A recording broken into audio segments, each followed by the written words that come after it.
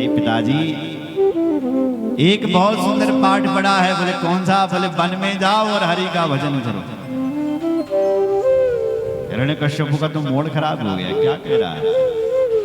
One में जाओ और हरि का भजन करो। फिर भी अपना मूड सही कर थोड़ा। अरे बच्चे हैं, उनको जो सिखाया वो तो ऐसे सीखते हैं। बच्चों को डांटना ठीक नहीं, बच्चे को नहीं डांटा और कहा बेटा अपने गुरुजी को भेज जरा मेरे पास। गुरुजी आए। गुरुजी आपको पिताजी याद कर रहे हैं। जैसे ही गुरुजी आए, प्रणाम किया। आओ आओ राजन प्रणाम, कैसे आए? बोले वो तो मैं बाद में बताऊंगा, सबसे पहले ये बताओ कि तुम मेरे बेटे को पढ़ा क्या रहे हो? गुरुजी बोला हे महाराज, आपके हमारे विद्यालय में वही पढ़ाया जाता है जो आपने कहा है, दैत्य नीति। बोले मूर्खो, क्या कह रहे हो? वही पढ़ाया जा रहा है। मेरा बेटा मेरे से ही कह रहा है कि हे पिताजी अपन भलो जान तो जंगल मान जाओ और हरि का भजन कर। क्या यही पढ़ाने के लिए क्या मैंने अपना बेटा तेरे पास भेजा है क्या? गुरुजी ने कहा हमने तो ऐसा एक भी पाठ नहीं पढ़ा है और हमारा कोई ऐसा चैप्टर है ही नहीं, ये कहां से पढ़ गया? बोले खबरदार, जब अगर मेरे बेटे ने दोबारा ऐसी बात कही, नाराज होकर चले गए। गुरुजी आए, प्रहलाद से पूछने लगे, वत्स प्रहलाद भद्रमति सत्यम कथय मामृषा। हे प्रहलाद तेरा कल्याण हो, सच सच बता पुत्र, ये उल्टी बातें तुझे किसने सिखाई? प्रहलाद जी कहने लगे, बोले पिताजी, गुरुजी मैं उल्टी बातें कहाँ कह रहे हूं, मैं ठीक ही तो कह रहा हूं कि जंगल में जाओ और हरि का भजन करो। इसमें गलत क्या है? गुरुजी तुम्हें भी कहता हूं, गुरुजी ये दैत्य नीति छोड़ो और हरि का भजन करो, इसमें तुम्हारा भी भला है। गुरुजी को जब इतना कहा तो गुरुजी क्रोधित हो गए। दैत्य चंदन मणि जातो यम कंटक द्रुमा। ये दैत्यों के चंदन जैसे वन में ये कांटे का पौधा कहां से उत्पन्न हो गया? डांटने लगे, मारने। ये गुरुजी नहीं मार रहे हैं, महाराज। कौन मार रहा है, कौन डांट रहा है? बोले सदीनो राज सेवक। ये राज सेवक डांट रहा है, मास्टर। गुरुजी और मास्टर जी में अंतर होता है। गु मन अंधकार, रू मन प्रकाश। जो हमें अंधकार से प्रकाश की ओर ले जाए वो गुरु हैं, और मास्टर मासी मासी टर्रायते। एक महीना पूरा कब होगा, मासिक पूरा कब होगा, तनख्वाह कब मिलेगी? शिष्य पढ़े चाहे ना पढ़े। बोले जय श्री राम। कोई नहीं पढ़ा रहा अपने बच्चों को सरकारी विद्यालय में। पढ़ा रहे आप अपने बच्चों को? क्यों नहीं पढ़ा रहे? क्योंकि शिक्षा अच्छी नहीं, पढ़ाई अच्छी नहीं। फिर गुरुजनों को भी मिल गया कि भाई अब क्या पढ़ाने, जब सब अपने बच्चों को शहरी ले जा रहे हैं। बोलो जय श्री राम। मास्टर जी एक दिन प्रहलाद को गुरुजी घर लेकर के गए हिरण्यकश्यप के द्वार। मां कयादु से मिले अपनी मां से प्रहलाद जी, और उसके बाद अपने पिताजी से मिलने के लिए गए। पिताजी ने अपने पुत्र को अपने हृदय से लगा दिया। आओ पुत्र, हृदय से मिला और कहा बेटा तूने बहुत अच्छा कौन सा पाठ पढ़ा अभी तक? प्रहलाद जी बोले पिताजी पहले तो एक पाठ पढ़ा था, अब 9 पढ़ ली। हिरण्यकश्यप ने सोचा चल कोई 9 नीति सीख करके आया होगा। सुना तो बेटा कौन कौन से पाठ पढ़े? श्रवणम कीर्तनम विष्णु स्मरणम पाद सेवनम अर्चनम वंदनम दास्यम सख्यमात्म निवेदनम इति पुंसार पिता विष्णु भक्तिस्ते नवलक्षण क्रियते भगवत्यथा तन्वन्नेधीत उत्तमम्। ए पिताजी भगवान की कथा का श्रवण करो, भगवान का कीर्तन करो, भगवान का स्मरण करो, भगवान का पाद सेवन करो, भगवान का अर्चन करो, वंदन करो। ये नवदा भक्ति कहने लगे। हिरण्यकश्यपु ने जैसे सुना भयंकर क्रोध आ गया और गुरुजी वहीं पर खड़ा था। गुरुजी के गर्दन पर सीधे तलवार। गुरुजी क्या पढ़ा रहा मेरे बेटे को तुम? गुरुजी थर थर कांपने लगे। महाराज हम जिंदा नहीं। गुरुजी ने कहा बोले महाराज मैंने नहीं पढ़ाया। तो तुमने नहीं पढ़ाया तो किसने पढ़ाया? कहते न मत प्रणीतम न पर प्रणीतम सुतो वतते सतवेंद्र शत्रु नैसर्ग कीयम मतिरस्य राजन नियक्षमन्युम कददास्म माना। हे महाराज मैंने आपके पुत्र को नहीं पढ़ाया, न किसी और ने पढ़ाया।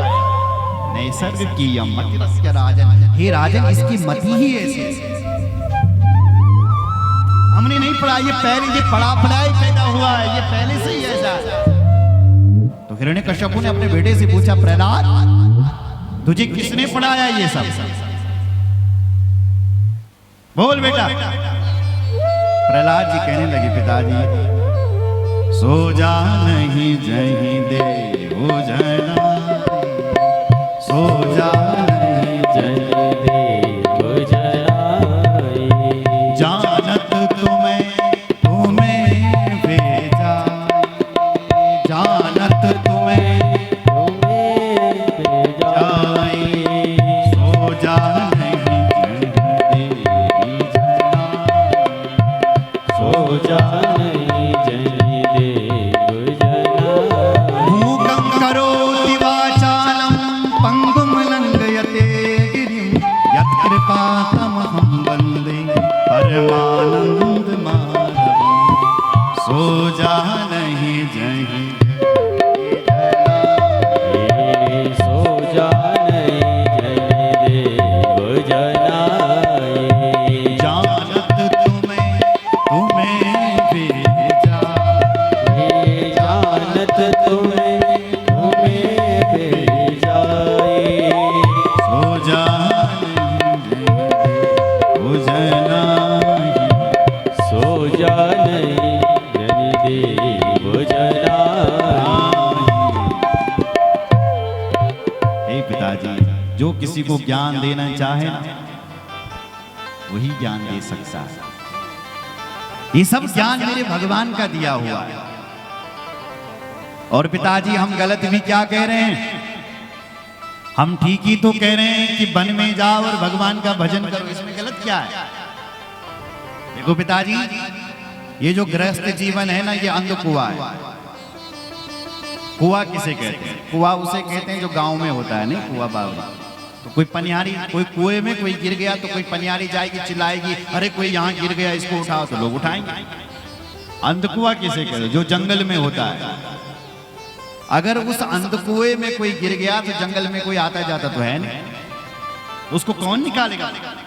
तो उसी प्रकार ये मनुष्य जीवन भी अंधकुआं है। और सब अपनी संतान को इसी में धकेल रहा है कि बेटा विवाह करो, बिजनेस करो। मनुष्य जीवन जो भगवान की भक्ति के लिए मिला है उसको तो भूल गया है। और मेरे भगवान ने मुझे जगाया है, इसमें गलत क्या है? हिरण्यकश्यपु ने कहा मैं समझ गया इस बालक में कोरोना जैसी बीमारी लग गई है, नारायण भक्ति की बीमारी लग गई है। और ये बीमारी ऐसी है जैसे कोरोना बीमारी है, एक दूसरे से फैलती है, संक्रमित बीमारी है, ये फैलने वाली बीमारी है। एक कोई नारायण का भक्त पैदा हो जाए तो देखते देखते देखते देखते झांझ मजीरा वाले साहब भक्ति करना शुरू कर देते हैं, सब सम्मिलित हो जाते हैं। अभी तक ये प्रहलाद अकेला है, कहीं ऐसा ना हो जाए कि ये सबको नारायण का भक्त न बना ले, इसलिए इस प्रहलाद को ठिकाने लगा दो। अरे हमारा शरीर हमें कितना प्यारा लगता है, पर इस शरीर में यदि कोई रोग हो जाए शरीर पर और डॉक्टर साहब बोल दे कि इस रोग पूरे शरीर में फैलने वाला है, अगर इस रोग से बचना चाहते हो तो हाथ को कटवा दो। तो संपूर्ण शरीर की रक्षा करने के लिए हमें हाथ को या एक अंग को कटवाना पड़ता है। क्यों? उसी प्रकार ये प्रहलाद मेरा अंग है, मेरा बेटा है, पर इसमें रोग बड़ा खतरनाक लग गया है, इसलिए इसको ठिकाने लगाना पड़ेगा। जाओ असुर वीरों, इसको मारो। ले गए महाराज प्रहलाद को, पहाड़ से गिराने लगे। दिग्गजेर दंत सुकैश्चा अभिचारा वपातनै माया भीषण निरोधस्य करदानैरभोजनै। बड़े बड़े पहाड़ों से गिराया महाराज, पानी में डुबाया, भोजन पर प्रतिबंध लगाया, विष लगाया, लेकिन प्रहलाद मरने वाला नहीं।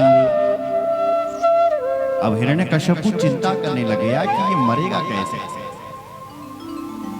ये मर क्यों नहीं रहा। तब तक गुरुजी आ गए। गुरुजी ने कहा मेरे पास भेजो, ले जाओ। ले गए महाराज प्रहलाद को और आश्रम में जाकर के बांध दिया। मारने लगे, सुधारने लगे, लेकिन कहाँ। एक दिन गुरुजी की सब्जी हुई खत्म और गुरुजी गए बाजार। विद्यालय में कोई नहीं, केवल विद्यार्थी और प्रहलाद। प्रहलाद जी कहते हैं बच्चों आओ आज एक नया खेल खेलते हैं, क्योंकि आज गुरुजी नहीं। कौन सा प्रहलाद? बोले ये छुपन छुपाई का खेल। छुपन छुपाई तो पुराना खेल है, ये नया कैसे? बोले मित्रों वही तो मैं कह रहा था कि ये पुराना खेल है। कैसे प्रहलाद? बोले देखो जीवात्मा और परमात्मा आपस में मित्र है। क्या है? बोलो जय सिया राम। इधर देखो मेरी ओर, मित्र। भगवान से हमने कहा प्रभु एक खेल खेलते हैं। बोले कौन सा? बोले छुपन छुपाई का। तो पहले कौन छुपेगा? तो हमने कहा कि पहले हम छिपते हैं। तो हम भगवान की उदर में छिप गए और भगवान ने हमको ढूंढा और इस संसार में कर्म के अनुसार जन्म दे दिया। आपका जो जन्म हुआ है वो आपके कर्म के अनुसार ही आपका जन्म हुआ। जैसे जैसा जिसका कर्म, हम सब हम अपने कर्म के अनुसार गोरे बने, अपने कर्म के अनुसार ही लंबे बने, अपने कर्म के अनुसार ही ठिंगड़े बने, सब अपने कर्म के अनुसार। तो भगवान ने कहा मैंने तो तुम्हें तुम्हारे कर्म के अनुसार जन्म दे दिया और ढूंढ दिया, अब तुम्हारी बारी है मुझे ढूंढने की। मैं भी यहीं छिपा हूं और जब तक उस जगत में छिपे हुए जगदीश्वर को हम ढूंढेंगे नहीं, हे मित्र, तब तक ये जन्म मरण का खेल पूरा होने वाला नहीं है। कौमार आचरित प्राज्ञो धर्मान भागवतानि वा दुर्लभं मानुषं जन्म तदप्याद्रुवमर्थदम्। इसलिए हे मित्र, ये जो मनुष्य शरीर है ना, ये बड़ा दुर्लभ है और ये मनुष्य शरीर उस भगवान को जानने के लिए ही मिला है। एक विद्यार्थी बोला प्रहलाद ये बातें तो हमारे गुरुजी हमें कभी सिखाते ही नहीं, तुम कहां से सीख जाते हो?